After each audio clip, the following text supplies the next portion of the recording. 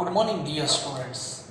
Yesterday's lecture we have discussed about atomic number, atomic mass, and different type of example that I have given you.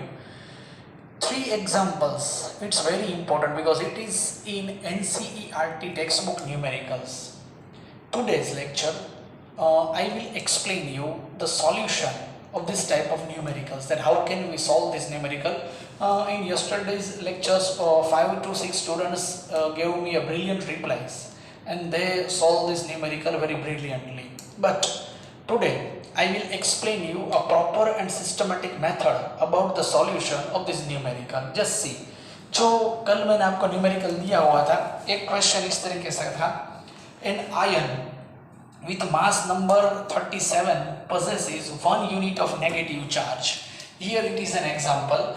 An ion with mass number of 37 possesses 1 unit of negative charge and it has 11.1% more neutrons than electrons. मैंने यहाँ पर पूरा questions नहीं लिखा हुआ, just you have to take a 4 question against you. आप आपके सामने रख सकते हैं. देखिए, अभी इसका सॉल्यूशन मैंने कर दिया. किस तरीके से न्यूमेरिकल सोल्व रहा है देखिए. Since ion carries negative charge, it means that in the ion the number of electrons is more than protons. समझ लीजिए कि इस तरीके का ये कोई फॉर्मूला x1 माइनस, तो इसका जो प्रोटॉन रहेगा उससे इलेक्ट्रॉन एक नंबर ज्यादा रहने वाला है. Why? The question में उसी में किया कहा गया है कि carries negative charge with 1 minus negative charge. It means that in the ion number of electrons is more than protons. देखिए, अभी इसमें हमें एटॉमिक मास कितना दिया हुआ है, 37 दिया हुआ है. तो एटॉमिक मास में कौन होता है? एटॉमिक मास में प्रोटॉन होता है. पर अगर हमें इलेक्ट्रॉन और न्यूट्रॉन की कंपैरिजन करनी है तो हम क्या करेंगे? Total number of electrons plus neutrons is equal to 37 plus 1. Plus 1 क्यों मैंने कर दिया यहाँ पर? क्योंकि यहाँ पर नेगेटिव चार्ज है और नेगेटिव चार्ज के लिए एक इलेक्ट्रॉन इसमें ज्यादा रहने वाला है. समझ सकते हैं आप? Total number of electrons plus neutrons are 37 plus 1 is equal to 38 यहाँ पर रहने वाला है. अभी मैं बराबर एटॉमिक मास का जो सॉल्यूशन है वो प्रोटॉन की जगह पर इलेक्ट्रॉन लेकर कर रहा हूं. So the total number of electrons plus neutrons are 37 plus 1 is equal to 38. Okay, now we will suppose number of electrons is x, number of neutrons वो है 11.1% more than electrons. So electrons are x more than, इसीलिए plus करना है 11.1% x. समझ सकते हैं? Neutron is equal to x plus 11.1% x. अगर आप समझ लीजिए मुझे परसेंटेज सिंबल यहाँ पर रिमूव करना है तो मुझे 100 से डिवाइड करना पड़ेगा. तो मैं यहाँ पर ऐसा करूंगा 11.1 डिवाइड बाई 100 इंटू x. इसका मतलब क्या हुआ? x प्लस 0.111x यहाँ पर रहा और इसका एडिशन क्या हो गया? इसका एडिशन हो गया 1.111x. समझ सकते हैं ना? x कॉमन निकल गया. So number of electrons are x, the number of neutrons are 1.111x. Okay, अभी यहाँ पर टोटल नंबर कितना हुआ? तो 38. 38 इज इक्वल टू क्या है? 38 में है total number of electrons x plus neutron 1.111x. तो 38 इज इक्वल टू यहाँ पर आ गया 2.111x. x को अगर हम यहाँ पर सब्जेक्ट बना लेते हैं तो 38 डिवाइड बाई 2.111 करेंगे तो अप्रोक्सीमेटली 18 आएगा. सो नंबर ऑफ इलेक्ट्रॉन्स 18 हो गया. और प्रोटॉन यहाँ पर देखिए x-1 चार्ज है, यहाँ पर x-1 चार्ज है तो प्रोटॉन इलेक्ट्रॉन से एक कम रहेगा. तो ये 18 है तो प्रोटॉन रहेगा 17. तो 17x माइनस और 37 ये हमारे पास आ गया.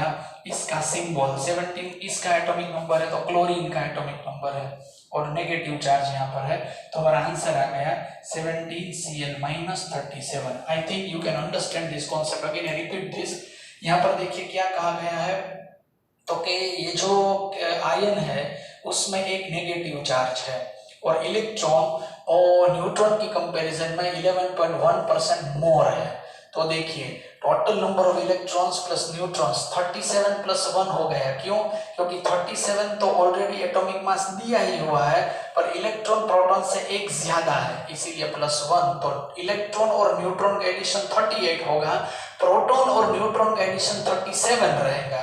और ये कंपैरिजन इलेक्ट्रॉन और न्यूट्रॉन की यहाँ पर दी हुई है, इसीलिए मैं 37 + 1 से आगे बढ़ रहा हूँ। तो ये हो गया 38 is equal to number of electron x, neutron कितना है x प्लस 11.1% x, उससे 11.1% ज्यादा है तो एडिशन होगा, और परसेंटेज रिमूव करेंगे तो 100 से डिवाइड करेंगे, आंसर है 1.111x, एडिशन हो गया, x मिल गया, x मींस इलेक्ट्रॉन मिल गया, इलेक्ट्रॉन से प्रोटॉन एक कम है तो प्रोटॉन मिल गया 17, तो हमारे पास यहाँ पर आंसर आ गया 17Cl-37। ठीक है, तो ये हमारे पास ये जो न्यूमेरिकल मैंने कल आपको एनसीईआरटी का दिया हुआ था ये सॉल्व हो गया। उसके बाद का मैं न्यूमेरिकल अगेन आपको सॉल्व करवाता हूँ। देखिए क्या है, an ion having mass number 56 contains 3 units of positive charge, 3 units of positive charge यहाँ पर दिया हुआ है, 3 units of positive charge। Okay, चलिए देखते हैं।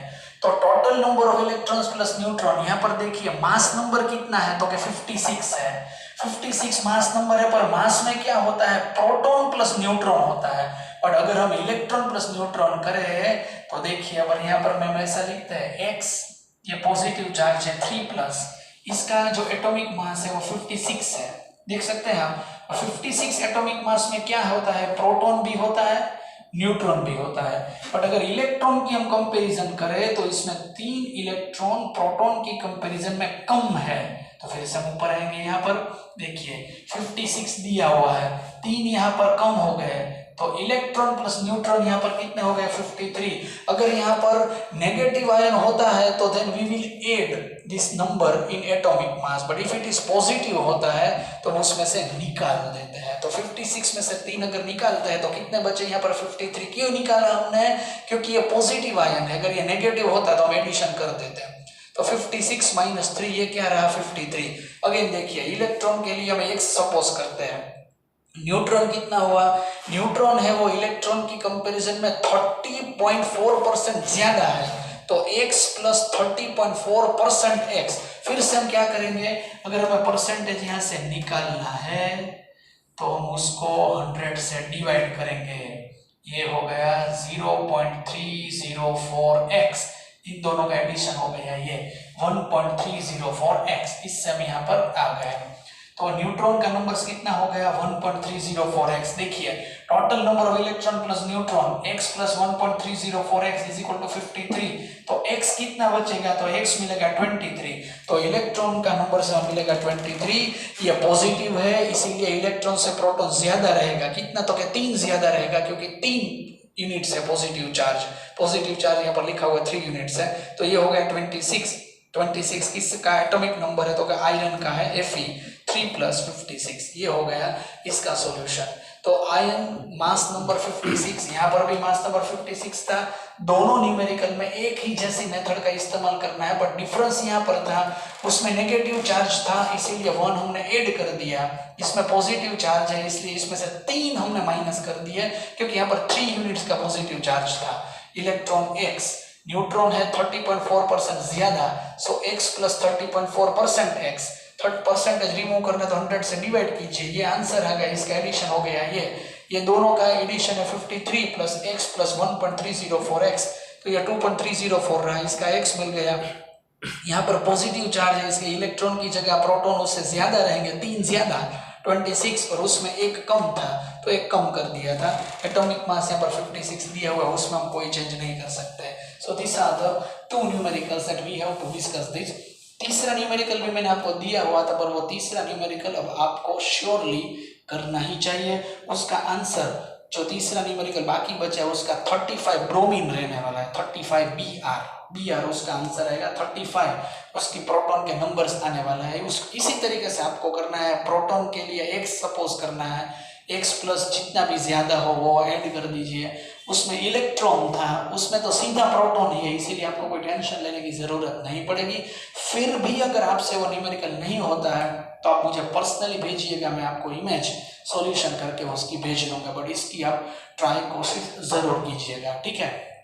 सो यस्टरडे का जो कॉन्सेप्ट है आइसोटॉप का हमने लास्ट में लिया हुआ था, अब हम आगे जा रहे हैं। यहाँ पर नेक्स्ट कॉन्सेप्ट हमारा यहाँ पर आ रहा है isobar, isoton and isoelectric. Okay, these are the three new important concepts according to the structure of an atom. So what is an isobar? Just see, these are the various type of examples: 40 sulfur, 40 chlorine, 40 argon, 40 potassium, 40 calcium. What is the similar point in it? आप सब आसानी से समझ सकते हैं, पर आप जब भी वीडियो देख रहे हो, अगर आपको जो भी यहाँ पर सिमिलर पॉइंट मिले, मुझे कमेंट में लिख दीजिए कौन सा सिमिलर पॉइंट यहाँ पर आपको दिख रहा है। मैं आपकी कमेंट चेक करके आपको रिप्लाई दे दूंगा। पर मुझे ऐसा लगता है कि साइंस लेने वाले स्टूडेंट्स को ये तो आसानी से मालूम हो सकता है that this is atomic mass, and the answer is here. When atomic mass is same but their atomic number is different, and these are the isobar of each other. So this is the proper definition of isobar, in which atomic mass is same but atomic number is different. Then these are the isobars of each other. Is it clear to all? In isotope, number of protons are same, but in isobar, atomic mass is same. So this is isobar. Then next one is isoton. Just see, iso means similarity, n means neutron. So the number of neutrons will be the same. Just see, proton, electron and neutron. The proton 16, in this proton 18, in this 20, 16, 18, 20. Okay, neutron. Neutron को हमें जानते हैं, हमें subtract करना है। 6 में से 6 subtract होंगे 0, 3 - 1 2, यहाँ पर भी 20, यहाँ पर भी 20। देखिए यहाँ पर क्या हुआ, प्रोटॉन और इलेक्ट्रॉन्स तो डिफरेंट है, पर यहाँ पर सिमिलरिटी कौन से मैटर में है, समझ सकते हैं ना आप। देखिए यहाँ पर न्यूट्रॉन सेम है, सो यहाँ पर हम बोल सकते हैं if number of neutrons are same but protons or electrons are different. So at that time these are the isotons of each other. So the number of neutrons are same, then these are the isoton. Atomic mass is same, then it is isobar, and number of protons are same, then it is isotope.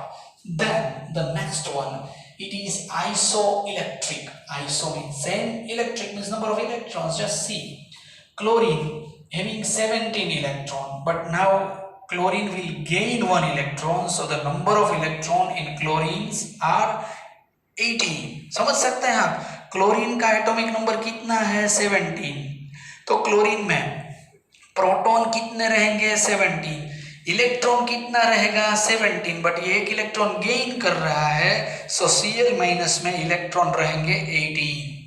Argon का atomic number 18 है, इसीलिए argon में number of electrons 18 रहेंगे, सो इसमें भी 18। Potassium का atomic number 19 है, electron 19 रहेगा, पर एक इलेक्ट्रॉन लूज कर रहा है, सो यहाँ पर पोटेशियम में भी number of electrons रहेंगे 18। In calcium atomic number is 20, but it will gain 2, it will lose 2 electrons, again it will come into 18, so 18, 18, 18, 18. So we can easily say that if number of electrons are same, then these are the isobars, sorry, isoelectric for each other. So this is the definition of isoelectric. So these are the very important concept which is very useful, just see, which is very useful in competitive examinations also, because we have learned that important point that in NCERT textbook these are the various type of numericals is given. I just gave the example. It is from chapter number 2. Standard 11 NCERT textbook. When you will see the exercise, then you can easily understand, or you can easily see this type of numericals that we have given you in yesterday's lecture. So these are the structures and the types of different type of ions. Okay, the number 1, which is isotope, in which number of protons are same. Okay, number of electrons are same, that it is isoelectric. Atomic mass is same, that is isobar. And the atomic number of neutrons are same, then it is isoton. ठीक है, ये 4 types of मैंने आपको सब कुछ दिया. अभी मैं आपको 2 ऐसे ही वर्ड्स दे रहा हूं. अगर आपको इसका आंसर आता है तो आप मुझे पर्सनली भेज सकते हैं आंसर लिख के. ये क्या आता है? 2 मैं वर्ड्स बोल रहा हूं, देखिएगा. एक वर्ड्स है आइसोस्टर्स एंड द नंबर 2 है आइसोडायाफर्स. आप सबको आइसोडायाफर्स और आइसोस्टर्स की मुझे डेफिनेशंस भेजनी है कि आइसोडायाफर्स क्या है, आइसोस्टर्स क्या है. अगर आपको ये मिल जाता है तो आप मुझे पर्सनली मुझे व्हाट्सएप कर सकते हैं. आप आज के लेक्चर का जो मैं आपको एक्सरसाइज में जो पॉइंट्स दे रहा हूँ, ये आइसोडायाफर्स क्या है, आइसोस्टर्स क्या है, ये आपको मुझे लिख कर भेजना होगा. कल मैं आपको वो कॉन्सेप्ट भी पढ़ाऊंगा और कल हम प्रैक्टिकल लैब में जाने वाला है. लैब में मैं आपको थोड़ा इंट्रोडक्शन पार्ट समझाने वाला हूँ, क्योंकि आगे जाके मुझे जो टॉपिक स्टार्ट करना है उसकी लेबोरेटरी वाली इंफॉर्मेशन मैं आप सबके साथ शेयर करने वाला हूँ. So tomorrow we will go in laboratory for taking different type of concept, for gaining knowledge of different type of concept. कल का लेक्चर हमारे बहुत ही इंपॉर्टेंट रहने वाला है, क्योंकि लेबोरेटरी का इंट्रोडक्शन हम कल करने जा रहे हैं. ठीक है, तो वो कल देखेंगे. आज मैंने आपको ये 2 इंपॉर्टेंट एग्जांपल्स आपको दिए भी है, आपको वो करना है, ये करना है. इसका भी होमवर्क आपको कंप्लीट करना है, बट बहुत ही सिंपल कॉन्सेप्ट आपको मैंने आज भी दिए हुए हैं. पर वो जो कल के जो न्यूमेरिकल्स थे मैंने आपको सोल्व करवाया है. फिर भी अगर आपको उसमें कोई डाउट रहता है तो you can ask me personally, आप पूछ सकते हैं, मैं आपको आंसर उसमें दे दूंगा. ठीक है, आज के लिए इतना ही. कल के लिए और आज के पेंडिंग न्यूमेरिकल्स और एक्सरसाइज के लिए बेस्ट ऑफ लक. थैंक्स.